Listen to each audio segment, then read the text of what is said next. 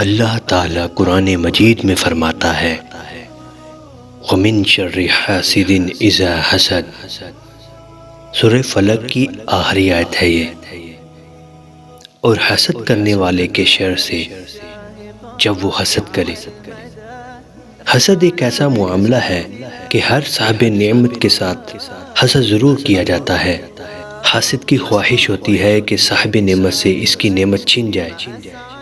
آج اس ویڈیو میں آپ کو یہ بتائیں گے کہ ہم حاسد کو کیسے پہچانیں اور پہچاننے کے بعد اس کے شر سے خود کو کیسے محفوظ کریں۔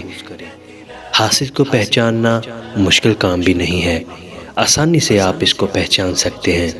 اس کی کچھ علامات ہوتی ہیں، کچھ سمٹمز ہیں، وہ آپ کے سامنے رکھتے ہیں، جس سے آپ یہ اندازہ کر سکتے ہیں کہ آپ کے ساتھ جو بندہ ہے، آپ کے سامنے جو انسان ہے، وہ حاسد ہے یا واقعی آپ کے چاہنے والا ہے۔ حسد کرنے والے کی مسکراہٹ پھیکی اور طنزیہ ہوتی ہے، اور آنکھوں میں خاص قسم کی کیفیت ہوتی ہے، اور حاسد کسی کی تعریف کے موقع پر اپنی تعریف کرنا شروع کر دیتا ہے اور اپنے کارنامے یاد کرنا شروع کر دیتا ہے، گفتگو کا رخ موڑ دیتا ہے اور کسی بھی شخص کی برائیاں اور غیبت کرنا شروع کر دیتا ہے۔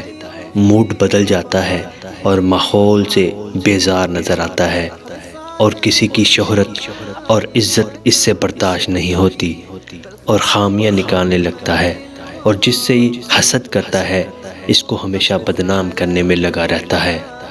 یہ نشانیاں اگر کسی میں دیکھیں تو آپ سمجھ جائیں کہ وہ بندہ حاسد ہے۔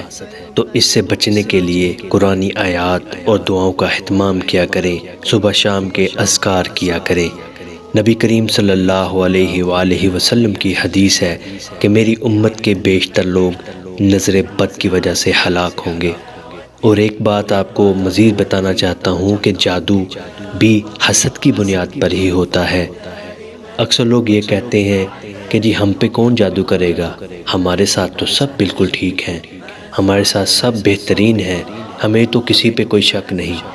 لیکن کسی کو کوئی اندازہ نہیں کہ آپ کے ساتھ جو انسان ہے وہ حسد کرنے والا ہے یا واقعی آپ کے چاہنے والا ہے۔ تو لہٰذا اپنی حفاظت کریں، اپنے اذکار کو مکمل کریں، قرآن پاک کی تلاوت کریں، اللہ کو یاد کریں، تو انشاءاللہ اللہ تعالیٰ کے فضل سے آپ ان چیزوں سے بچ جائیں گے۔ اگر آپ نے ہمارا چینل سبسکرائب نہیں کیا تو ابھی سبسکرائب کریں اور ساتھ میں دیے ہوئے بیل کے بٹن پہ کلک کریں تاکہ ہر آنے والی نئی ویڈیو کی نوٹیفیکیشن آپ کو مل جائے۔